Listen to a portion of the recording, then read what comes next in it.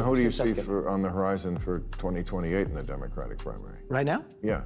Bernie and AOC. No. They got the biggest crowds. That doesn't matter. It won't sustain itself, but right now they have no leader. Bernie, AOC, Mandani are not Democrats. They'll be the first to tell you that. They're democratic socialists, and that's a very different thing, and I don't think people know that yet. I don't think people realize we already have a lot of socialism. Even the country's oldest Latino civil rights group came out against it, yet AOC keeps defending it, saying gender is fluid. Language is fluid.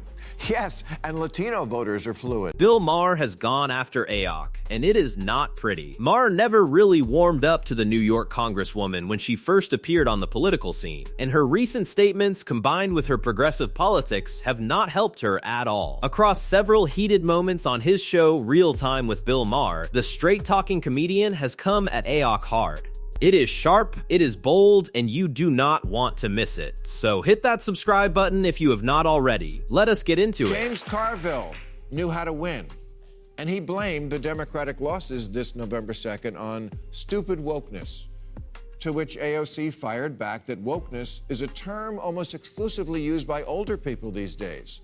So that should tell you all you need to know. What? This is a term folks like you brought out very recently and had been proudly displaying at every march since. Just last year, The Guardian declared woke the word of our era.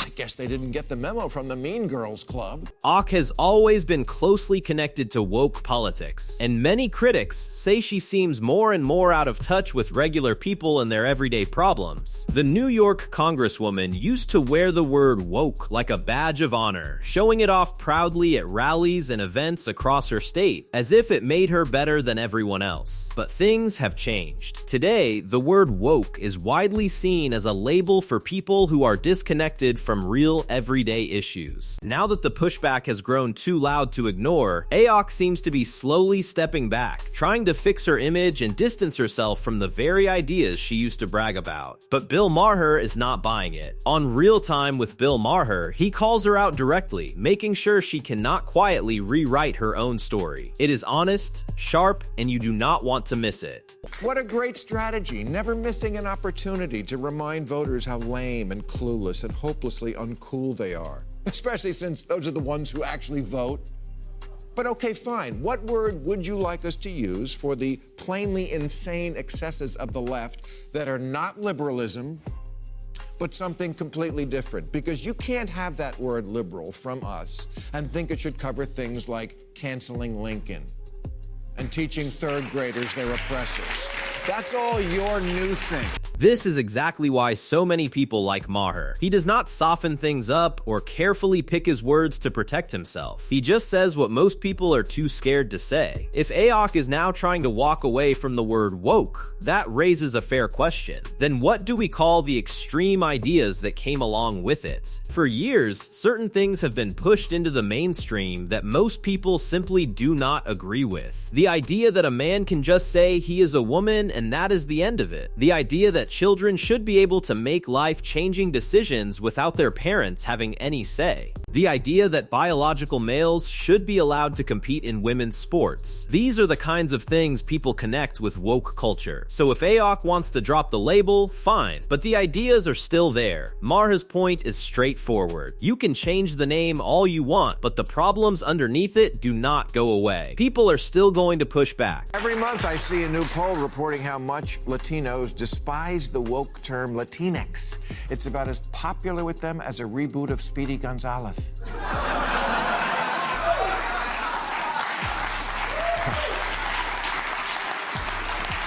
Even the country's oldest Latino civil rights group came out against it, yet AOC keeps defending it, saying gender is fluid.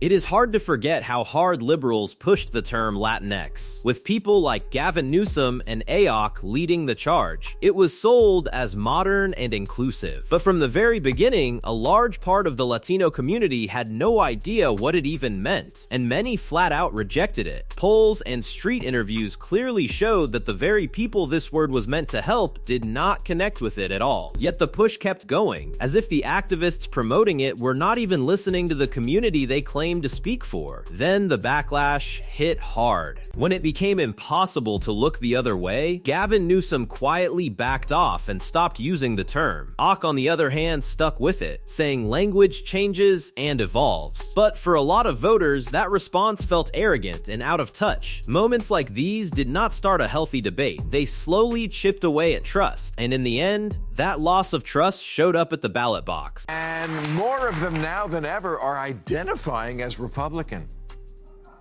So are Asian Americans, whose support for Democrats is down 16 points since the last election. A lot of that is because, in the name of achieving equity in schools, Democrats in deep blue cities have made it a mission to eliminate the advanced programs at which Asian kids excel. Asian parents said, okay, I wish all kids well, not a racist, but I need someone who acts like my lawyer. If you're a parent and wanted schools to reopen a lot sooner than they did after COVID shutdowns, or think maybe your kid is getting a bad education, partly because it's nearly impossible to fire a lousy teacher, yeah, you're going to say, congratulations, teachers, you got yourself a good lawyer. The Democratic Party's always got your back, 100%. But I've noticed my kid is kind of an idiot. And Maher's message here is pretty clear. Politicians like AOC are not just losing an argument, they are losing real voters. Real people from Asian and Latino communities who once stood firmly behind the Democratic Party are now walking away. And it is not happening because of some big, complicated political theory. It is happening because people are fed up. These voters feel like they are constantly being lectured instead of listened to. They are done with long speeches that go nowhere and symbolic moves that change absolutely nothing in their daily lives. What they care about is not complicated. They want their children in good schools that actually teach them something. They want an economy where hard work actually pays off. They want to feel safe in their own neighborhoods. And they want politicians who talk less and deliver more. Maher's core point is this: when a politician seems more focused on chasing the latest cultural trend than solving the real problem right in front of them, they do not just lose the argument, they lose the voter. And once a voter decides they have been taken for granted long enough, they do not stick around waiting for things to change. They go find someone who actually speaks their language. And who do you see on the horizon for 2028 in the Democratic primary? Right now? Yeah. Bernie and AOC. No. They got the biggest crowds. That doesn't matter. It won't sustain itself, but right now they have no leader. Okay? But this is the thing the Republican Party has to understand too. Both parties lost in the last election. Trump won, okay? And I don't know if that's going to transfer. It is hard to say exactly what Speaker Kevin McCarthy's full point was here, but one thing is clear. If people like AOC and Bernie Sanders end up running the Democratic Party, it could be a serious problem when election time comes around. Sure, they draw big crowds. Their events are energetic, and their supporters are fired up. But recent elections have taught us one important lesson. Big crowds do not automatically turn into votes. Excitement at a rally does not always mean much when people actually step into the voting booth. We have seen this happen before. In 2024, huge celebrity endorsements, packed venues, and non-stop media coverage made it look like nothing could stop the Democrats. But when Election Day actually arrived, the results told a completely different story. The truth is simple. Winning an election takes more than energy and enthusiasm. It takes a broad message, a smart strategy, and policies that connect with more than just your most loyal supporters. Without all of that, passion alone is simply not enough. Bag it adjacent, and then Vance and Jr. will fight it out for that crowd. AOC and Bernie, and who's at the top of the ticket? They're going to lead right now. Who's at the top of that ticket, Kevin? Because if it's not Bernie, he's going to be vice president and then wait his turn? No, it would be. Bernie's been running each time. I'm just saying who's in the lead right now. I don't think that's how it ends up. But big crowds don't necessarily mean who's the right candidate. You know, when I started but it drives where the ideas are going to go. It's going to drive the money for a while. It doesn't make them the winner. It doesn't make them the winner. You'll have to wait till you'll get 2 years out. and then you'll start seeing these governors that start showing solutions. You also have to know, what is the issue going to be? Are we going to have a foreign policy issue? Are we going to have an economic issue? And who's been the best in leading in that? But right now, for the Democrats, who's going to lead for the next 2 years? The money is going to... AOC outraised everybody in the House. And it's all small dollars. And this is a criticism that keeps coming up around Democrats. Elections are not about who raises the most money. They never have been. Just look at Kamala Harris in the last election cycle. She raised a massive amount of campaign money in just a few months after being confirmed as the Democratic candidate. The numbers were genuinely impressive, filling up headlines and making it look like she had unstoppable momentum behind her. But when voting day came, all that money did not save her. What happened next was one of the biggest electoral defeats the Democrats had seen in a long time. The lesson from that is clear enough. Money can make a message louder, but it cannot make a bad message better. Voters do not just respond to big spending or polished ads. They are looking for something real, honesty, a clear vision, and policies that actually speak to their lives. Without that genuine connection, even a campaign with unlimited funding can fall apart when it matters the most. Bernie, AOC, Mandani are not Democrats. They'll be the first to tell you that. They're democratic socialists, and that's a very different thing, and I don't think people know that yet. I don't think people realize we already have a lot of socialism. Social Security, Medicare, Medicaid, unemployment insurance, food stamps, veterans benefits, Pell Grants, COVID-era payments, farm subsidies, disability payments, Fannie Mae, Freddie Mac, corporate bailouts, and the jobs program that is building weapons the Pentagon doesn't even want. Maher's point here is something a lot of voters actually agree with. Many people assume that democratic socialists are basically the same thing as regular mainstream Democrats. So they group figures like Alexandria Ocasio-Cortez and Zohran Mamdani into the same box. But that is not really accurate. Yes, they work within the Democratic Party, but their actual beliefs are much closer to democratic socialism, a system that calls for a much bigger role for government in controlling both the economy and everyday life. That difference matters a lot, especially to voters who are already worried about policies moving too far to the left. Critics say these ideological differences shape the proposals these politicians push in ways that do not match up with what most voters actually want. And that is exactly what Maher is warning about. If someone like AOC were ever at the top of the Democratic ticket, many people believe it would push away moderate voters and seriously hurt the party's chances at the polls. DSA are radicals about this concept, and radical economic policy is always ineluctably married to radical social policy. Their platform, for example, calls for completely open borders. They're for what Biden was doing, but more. You think you're going to win an election on that?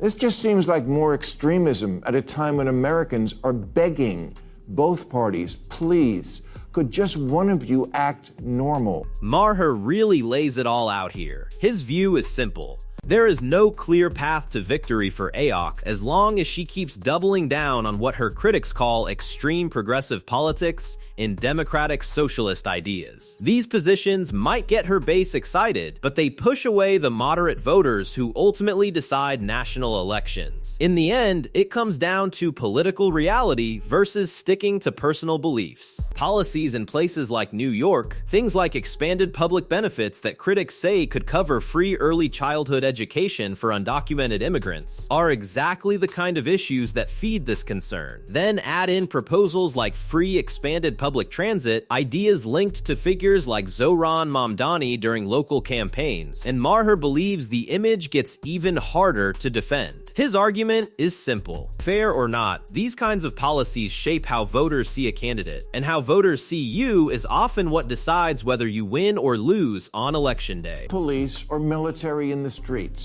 Either MAGA's crypto crony capitalism or city-run grocery stores.